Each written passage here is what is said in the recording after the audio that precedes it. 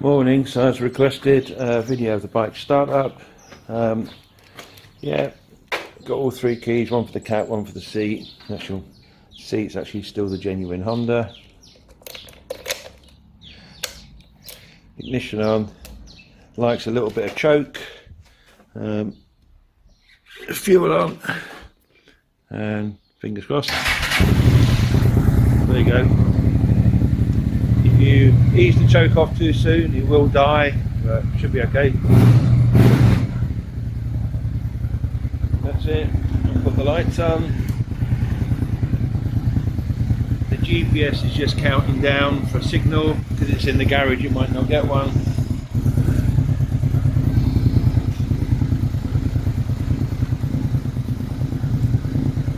So that's the lights on, full beam. No full beam. There's the bike. Ease the choke off a bit more. Come on.